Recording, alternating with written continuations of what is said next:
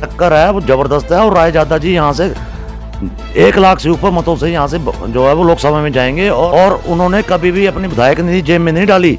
उन्होंने अपनी विधायक निधि समर्पित की है लोगों से।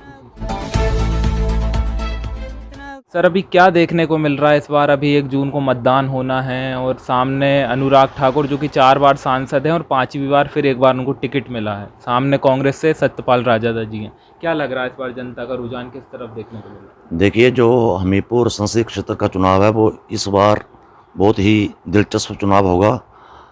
आदरणीय अनुराग ठाकुर जी जो यहाँ पे सांसद हैं और काफ़ी कई 4 वर्षों से वो यहाँ पे सांसद हैं, लेकिन उनकी जो उपलब्धियाँ देखी जाए तो वो इतनी बड़ी नहीं है।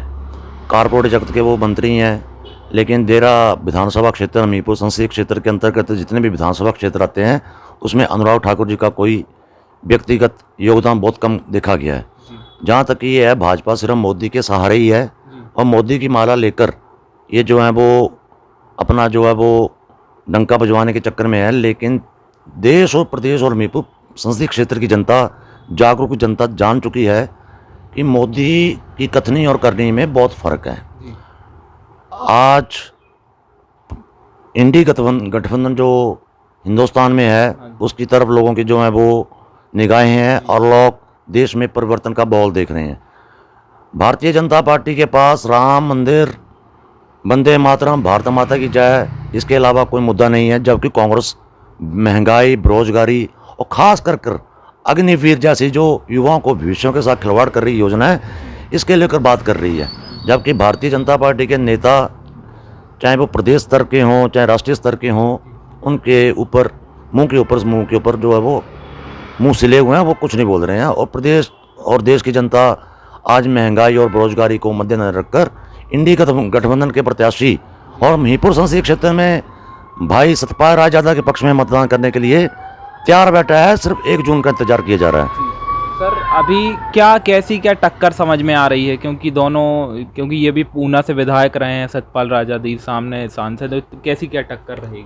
देखिए, भारतीय जनता पार्टी में अभी जो है वो गुटबाजी जो है वो चरम सीमा पे है। हमीरपुर संसदीय क्षेत्र का हमीरपुर में जो बाई इलेक्शन हो रहा है उसमें जो है वो आदरणीय राजेंद्र राणा जी जो कांग्रेस के बागी विधायक हैं और जिनको हमारे मुख्यमंत्री जी बोलते हैं कि बिके हुए विधायक हैं, ये भारतीय जनता पार्टी से चुनाव लड़ रहे हैं। और राजेंद्र राणा जी ने अनुराग ठाकुर जी के पिताजी आदरणीय पूर्व मुख्यमंत्री प्रेम कुमार धूमल जी की राजनीति में हराकर अपना जो राजनीतिक वजूद हिमाचल में तैयार किया है। मैंने प्रदेश की जनता जो है वो वर्तमान में ऐसी स्थितियां उनको नहीं पचा पा रही हैं।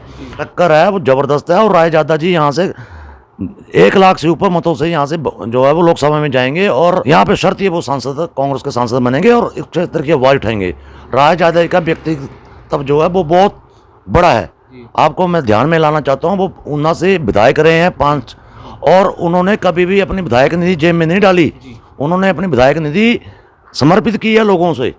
तो रायजादा का कहाँ रायजादा और कहाँ ठाकुर अनुराग जी, बड़ा फर्क है। रायजादा जी पहली बार तो अनुराग ठाकुर जी को जो है वो जबरदस्त कांग्रेस ने प्रत्याशी जो है जो उनके विरुद्ध दिया है, जिसमें रायजादा जी निश्चित जीतेंगे और कांग्रेस जीतेगी। इस बार कांग्रेस का ही रुझान ज़्यादा है तो वोट हमें उसको देना है जो काम करे। जैसे हमारी बच्ची है, इसने रायजादा जी के बारे में बताया, मुझे खुशी हुई। बिल्कुल 16 ने बात बोली इसने कि रायजादा ने अपनी जेब से भी पैसे निकाल के साधु संतों की सेवा करी है। बड़ी आपदा आई, हमारे सुखराम सुखू जी ने अपनी जेब से पैसे लगाए, रायजादा जी ने अपनी जेब से पैसे लगाए। बीजेपी वालों ने क्या दिया आपदा के टाइम? मेरी कुटिया खुद यहाँ सिकंदर धार में पड़ती है, सुंदरनगर से वाली साइड, माता मरियारी देवी में। तो वहाँ मेरी कुटिया ख़त्म हो गई, पूरा पहाड़ गिर गया ऊपर से आके। तो इन्होंने दिया क्या? उल्टा उन्होंने खाया है। हिमाचल को दिया कुछ नहीं। किस्तें मांगी थी, 2 किस्तें मिली, तीसरी रोक दी। तो क्या हमारे सुक्खू जी ने जब किस्तें रोक दी केंद्र सरकार ने, तो हमारे सुक्खू जी ने अपने घर के बर्तन तक बेचने को तैयार हो गए। तो ऐसा एमएलए चाहिए कि वो एमएलए चाहिए जो